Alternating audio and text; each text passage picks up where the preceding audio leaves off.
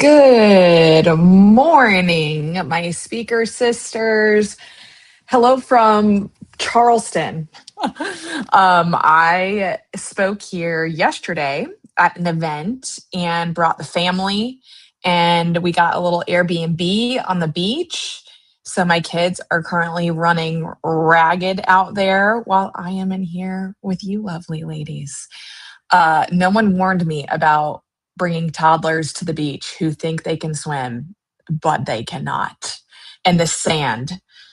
I have sand in places I'm not even going to admit. The sand is everywhere, but we're having a great time. My gig went well yesterday, and I'm excited to chat with you all today. Good morning, Judith. Let's see. Good morning from Portland, Oregon. So today, here to answer any and all of your questions. It gets better and it gets easier. It's exhausting though. It is, but we're having a great time. And I am finally,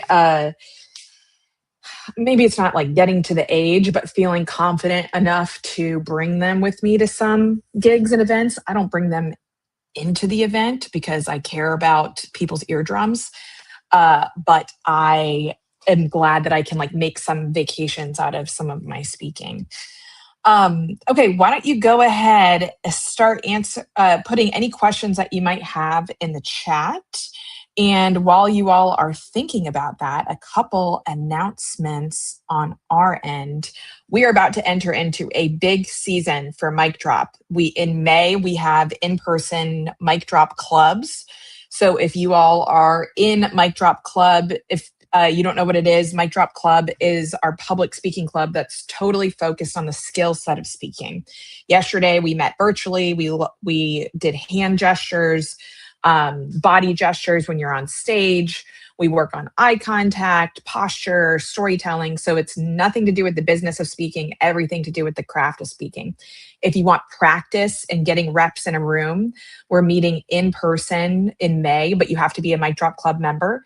So if you're not, Alex, if you don't mind dropping the link to Mic Drop Club in the chat. If you are a member, you should have gotten an email with the locations, or if you were on yesterday, you saw that. I'm so glad that you enjoyed Mic Drop Club yesterday. Some other announcements. My book comes out next month, Making It Without Losing It. And let me just go ahead and share my screen for a second. So if you go ahead and pre-order it today, we have a new pre-order incentive. So if you've already pre-ordered it, you got this, but you get early access to the audiobook for free. So you can purchase from any retailer. I have one of my favorite local retailers here that's doing signed copies. So you can purchase from Page 158 Books. You'll get a signed copy. Fill out this form, and then you'll immediately get the audiobook narrated by yours truly, and start listening today. So it comes out May 5th, but you can go ahead and pre-order today and get the audiobook, which is really fun. You will hear my kids in the beginning, the first chapter, and then you will hear my husband reading the about me. Last announcement is we have our celebrity speaker lined up for Mic Drop Live. It is, drum roll to everyone, it is Allison Felix, who is a total badass. She is the most decorated track and field athlete of all time. Like, imagine that being your bio. Like, that's just crazy. And so she will be speaking. We'll be doing a live podcast together on day 2 of the conference. But Alex will put in a link to tickets for you all to join us. And if you are coming to Mic Drop Live in May, let me know in the chat. And yes, you can go ahead and you can join Mic Drop Club in the middle of the year. You don't have to join at the beginning of the year. So please join us. Okay. Yes, Mic Drop Club membership is automatically renewed unless you cancel. Okay. Let's see. Yes, Speaker Sister Club is a private group. So if someone is not in this group, they cannot see it. So yeah, totally private. Okay. Let's see, Jen. I found that I use slides as a crutch because I'm so used to a workshop feel. As I create my keynote, should I back away from so many slides? I too am a slide girly, Jen, so I totally get it. What I would say is challenge yourself by doing a complete run without slides in your bedroom, or someone in Mic Drop Club maybe can do it with you, and just make sure that you can do it without the slides, because what I would hate for to happen is that you get to a gig and I'm like, oh, projector's broken or something and you can't do it. And then I would ask myself with each slide, is this slide enhancing the audience experience, or am I purely using it for memorization of myself? And if you're using it for memorization, then delete. But if you think that it's going to enhance the audience experience, then keep. But my three favorite types of slides to include are photo evidence. So if you're talking about a story and you have a photo, like it's a story you in college, like for example, I talk about working in Disney World. I pull up a super embarrassing throwback picture of me in my Disney uniform, and it's always great to just kind of put photo evidence there. An explanatory graphic. If you're talking about, usually this is like in your bump when we talk about bumps that spike, but you're talking about the difference between two different things. Maybe it's a Venn diagram, or maybe it's I call it a this or that slide. It's explaining something, a chart or a graph. But then the third favorite slide that I have is your one liner. If you're going to pick one slide to have, make it your one liner with your quote and then your handle. 1,000,000% of the time when people ask for my slides, it's for the one liner, or when they take pictures, it's with the one liner in the background. So that would be my suggestion. Let's see. Is there a mailing address where I could send a handwritten note? Oh, that's so sweet. I think Alex might have our office address. I know it's 107 Wendell Drive, but I don't know the zip code. What else? Powerhouse, Allison Felix. I know, I'm so excited. Oh, you'll be there. She is an impressive person. That she is. And not only is she Allison Felix, not only is she just like a accomplished athlete, she is a huge advocate for moms and women and has an amazing story there. Let's see. Mic Drop Club is a separate product than Mic Drop Workshop. So if you're in workshop, you still would need to sign up for club. And again, Alex can put the link in there. You worked at Disney too. Okay. Purnima, I find it a challenge to find small, medium-sized events. Google Alerts is overwhelming. Events that I do find are big, high-profile ones, which I'm not there yet. I like that you included the yet.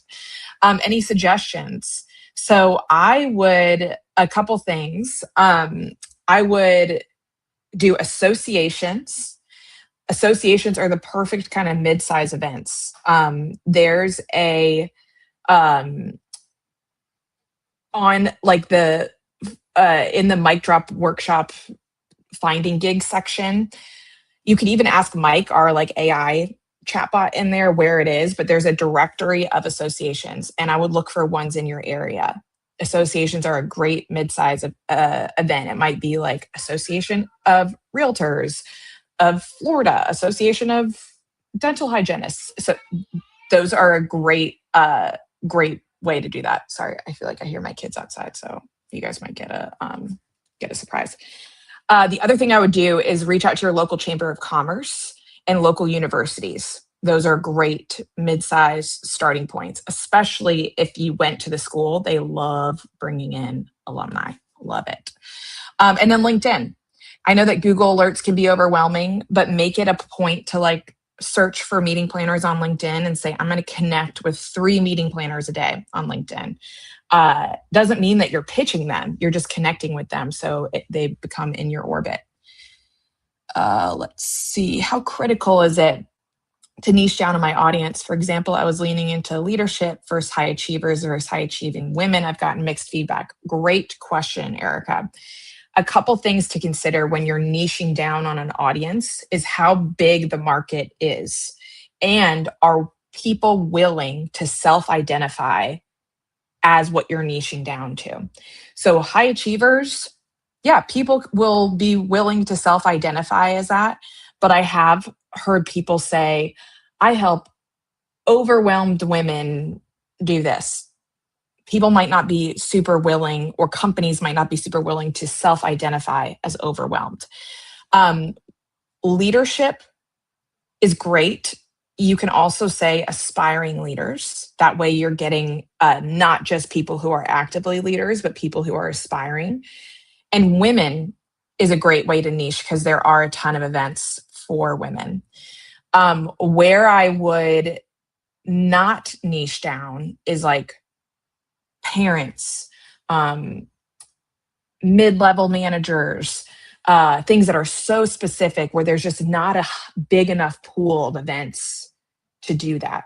But some niches that I've seen that work really well because there are big enough events, there's enough events, are women, students, um, healthcare, uh, real estate, but not as much anymore. Um, and educators. Those are some health, if you feel like I really want to speak to those. Um, let's see. Sarah, is there a checkpoint while enrolled in the course as to when we can start booking gigs? Is there guidance on doing that? So yeah, in the course, when you get to, there's the M3, there's the mind, the map, and the moment. The moment is about pitching yourself to gigs. So free reign. But I would say once you have a transformation promise, go ahead and start pitching. Once you know the value of that you want to bring. And the good part about that and speaking is it's rarely immediate that they're going to book you and you have to speak the next day. Most of the time, someone's going to book you and then 3 months, 6 months, a year. So you don't have to have your keynote perfect. You don't have to have like everything perfect. It's as long as you know this is the value that I'm going to bring, you can start pitching yourself. But there's plenty of ways to do that within the course, and you don't need our green light for it. When doing outreach, how can you be sure you're reaching out to the correct person? I know there's certain job titles to look for. Sometimes you just don't know. And what I would put in outreach is I would love to chat with you or someone on your team that helps book speakers. So that way you're saying it's not just you, but the titles you're looking for are meeting planner, events director, learning and development, event coordinator, conference coordinator, things like that. 3 most important slides: photo evidence, explanatory visuals, and one-liners, your quotes. Unfortunately, no virtual option for the conference. We're just doing in person this time. For my reel, I'm completely new to speaking and no professional clips. Yeah, totally okay for you to use what you have. In the course, we have a level 1 demo reel with those options and a level 2. Level 1 is if you have no footage. And so just go ahead and follow that in the course. Let's see. Any tips on using a virtual assistant for things I might not have thought of? Maybe what I said earlier, Kara, around having your virtual assistant go into your LinkedIn and find event planners, learning and development, and making some of those connections for you. I think that would be a great case for that. Do you have a suggestion for transitions between sections in a keynote? Yes. So if you use we created like a keynote whiteboard in Canva, but it has a transition line. And the prompt for that transition line is what does lesson 1 have to do with lesson 2? And so you're basically bridging, let's say my lesson 1 is around mindset and my lesson 2 is around confidence. I would say, but in order to have the right mindset, you have to take a look at your confidence and then head into my bump. So what does lesson 1 have to do with lesson 2? It can be your transition or your bridge line. I got 2 invitations from event organizers who claim to not have a budget because they're new. What to do? So a couple things that you can say when an event does not have a budget. If it is far enough out, if it's like a year from now, say, hey, if you want to get a sponsor to sponsor me at this fee, I would be happy to do like a lunch and learn with them or sit with them for lunch. And so if it's far enough out, tell them how you might support them in helping them get a sponsor to sponsor you. If it's less, if it's like 6 months, 3 months where there's just not enough time for that, a couple things. If you want to do the gig, you can always say no, but if you want to do the gig, a couple things I would ask for that are non-monetary are footage and photos. Super, super, super valuable. And then obviously, if they can cover your travel or something like that, testimonial and referrals.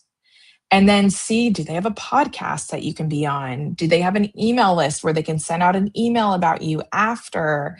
Can they buy a couple of your books or something as a giveaway? Can they offer you a couple extra seats so you can invite meeting planners or local people to the event? So those are a couple things that you can do when they can't meet your rate. Let's see. I'm a singer. Want to incorporate music into my keynote by loading a video presentation that I'd sing live. Does having video embedded create more tech risk? So video, as long as it is embedded in your slides, meaning it is like a file, an MP4 file, you're fine.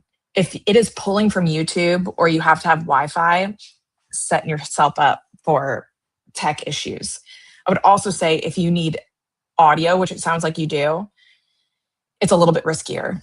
I am not saying don't do it, but just make sure you have a tech set up before that where you can run through it and then have a plan B if the tech isn't working. That's what I would do. I have video in my slides as one of my photo evidence is video.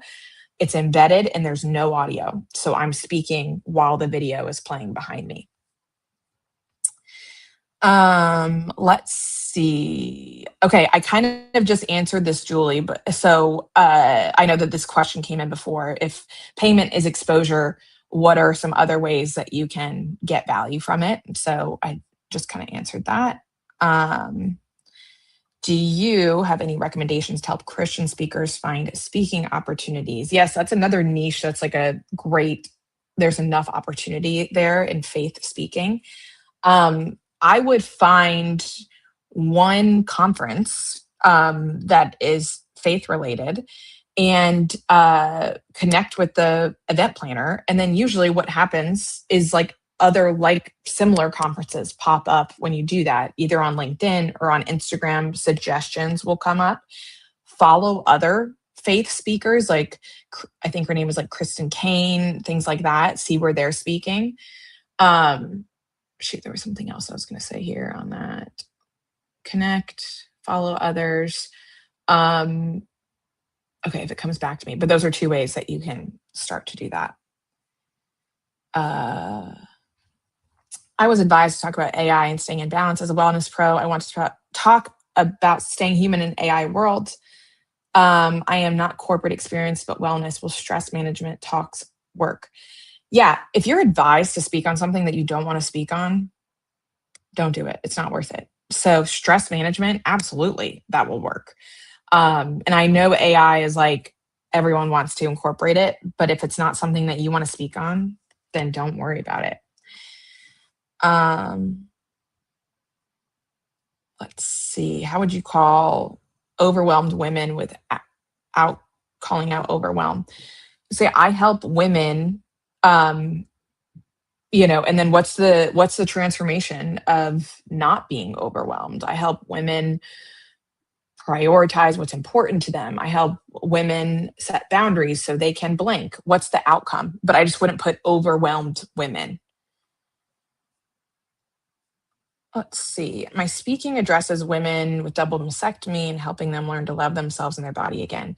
Now it's a smallish market. Who else can I include? So this is a great example of, this is a beautiful story, but the story doesn't have to be the audience. There's so many women who maybe haven't experienced mastectomy that need to learn self-love and loving their body. It might be just women in general, me.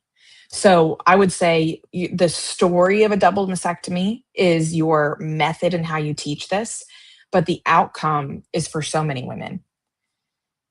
Uh, Prospective clients. I'm presenting at a conference, want to invite prospective clients to my presentation. Great idea. How do I approach the conference coordinator to allow those prospective clients to attend my session without paying? It's harder to do this after the contract is signed. It's always worth the ask. Say, hey, I have a couple people I would like to attend. Is it possible to get tickets? If you have not signed the contract yet, then this becomes a part of your negotiation and say, my fee is blank plus 4 tickets to your event. Yeah, exactly. Mid-level managers, but not enough like specific conferences for them. I wish there was. Let's see. How critical is it to have a speaker reel? Speakers with reels are 4 times more likely to get booked. It doesn't have to be fancy, doesn't have to be anything crazy, but the reality is people are looking at how you are, what your presence is, how you speak, how you show up, not even exactly the content that you're delivering, but your presence. And so video answers that question that text and paragraphs cannot. So I would say critical to have a reel. And again, it doesn't have to be anything crazy. Dempsey, what do you recommend saying when reaching out to reconnect with someone you haven't heard back from in a few months? How do you not sound annoying when reconnecting and following up? Finding a different medium too, if they're not responding on email, like maybe engaging with them on LinkedIn. And I call it my good news tour. If something good happens, oh, I'm speaking at this event, or I just got this podcast or an article or anything, reaching out and saying, hey, I just wanted to let you know this thing happened, and how's it going over there? Or especially if you find news about them and their business, call that out. Oh, it's so great. You guys just hit this. And also, I don't think that you have to fear being annoying, but I find the good news tour finding a different medium. Let's see. Struggle finding right place to pitch myself for my niche audiences. Right funding partner is questionable. I mean, if the people that you want to speak to don't pay speakers, it's hard to just create that from scratch unless you create your own events that people pay to come. So that's one option, is create your own events. The other option is just expanding your niche and saying, what is it about my message that's transferable beyond my niche? So how can I turn my message, what I overcame, into a repeatable process outside of my niche? Let's see. I know this is so frustrating when you're contracted for photos and videos, but you haven't gotten a response. Try someone else in the organization. Remind them of the contract. That's happened to us before, and it's just follow up. I wish that there was a magic button to just make people fulfill on all their promises, but it's just life. Sometimes it sucks. Let's see, when we reach out to event planners, I send a connection request. Some of them accept, none of them say anything afterwards. Great question is like, what do? People accept your connection. Wonderful. I would not immediately pitch them. This is why it's important to build content around you speaking. Even if you don't have any photos or videos of you speaking, post a moment to meaning with a picture of you.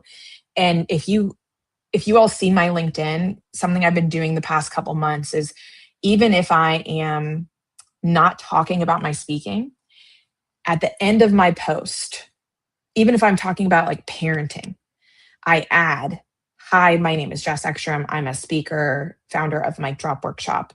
And so that way, if it gets shared with people who are not following me, they see who I am. So start creating that content and then start engaging with their content. And then that would be a great way to pitch. Oh, I see your DMs. I loved your post around this, or I saw you guys just released calls for speakers for this. Would love to see if I'm a fit. Here's my speaker statement. Here's what I speak about. Here's how I can help. Would that be helpful for you? So build the connection first. But that's a great idea. Girl, you are never too late. Join us. You're here today. You're right on time. Don't worry about ever like feeling like you're too late. Let's see. I know there was a glitch with Mike, our AI chatbot. Thank you for telling us, and our peeps are on it. Yeah, give it a day or so.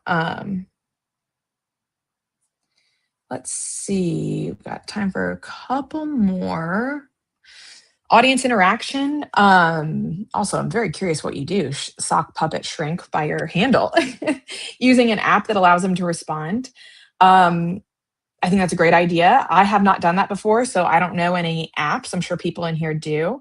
But audience interaction, like raise your hand if, or having people turn to your neighbor, give the answer, and then say something out loud. That's a great idea too. And I usually bring like giveaways or something to help people feel motivated to share. Let's see. Nope, don't charge for podcasts. That's just a way to market yourself, and it's a great way to market yourself, and it's a good way to just start getting reps as well. Yes, Lisa, I recommend using the same title for your keynote and your book. That's a great way to market it for sure. Like my keynote is called Making It Without Losing It. My book is called Making It Without Losing It. Let's see. Okay. I'll get to another couple questions, but just as reminders for people who came in a little bit late, you can pre-order Making It Without Losing It. It comes out May 5th, but you will get the audiobook for free today and start listening. And I would love to hear what you think. So Alex will drop the link in the chat again to pre-order Making It Without Losing It. And then Mic Drop Club, we have in-person meetups in May if you're looking to practice and also meet some other speaker sisters in your local area. So Alex will drop the link in for that. And then Mic Drop Live in Indianapolis, Allison Felix just got announced, and we have some great speaking workshops, publishing, podcasting, so many things that are going to be really helpful for speakers. So go ahead and sign up for that. Let's see. What if I found an event, but they don't pay travel, cost me $1K? Is it worth it? I've been seeing this come up a lot lately. Even I fell for this the other day, and I apologize. I posted a call for speakers in the LinkedIn group that was sent to me from another reputable speaker, and then realized that it was a pay to play. Super annoying. Apologies for that. And that just happens sometimes. I would highly advise not paying to speak unless it is a very specific showcase where you know the people in the audience are meeting planners. I've done that before. I've paid to speak to get in front of meeting planners because I know I will get booked from it. Otherwise, I would advise against it. But sometimes it can be hard to tell off the bat. I've been doing this for years, and sometimes I can't tell. But the good thing to do is look at like who are their past speakers, and if they have like 0 followers and they're reaching out to you, or 0 connections, that's also a flag that it might be not super trustworthy. Yes, we will have a virtual option. We have a virtual option every month for club, so you can join us there. Okay, let's see. Already have a website. Last question. Should my speaker page be the homepage? I would say that's great if you're totally focused on speaking and nothing else. Otherwise, have a homepage with more of your mission statement, everything that you do, and then have a tab that's speaking. Make sure it says speaking, not events or what other things, like someone had 4 meeting planners. Have it say speaking in your menu bar so people know that it's you. And don't be afraid to say, book me to speak. Call for the ball. I love it. All right. I hope everyone has a great Easter weekend. And thank you so much for coming out today. live from Charleston post gig, and I hope to see you all at Mic Drop Live in May. And thanks again for the love and support on the book and the podcast and all the things. You guys are crushing it. Okay, everyone have a great weekend. I'll see you all soon. Bye, ladies.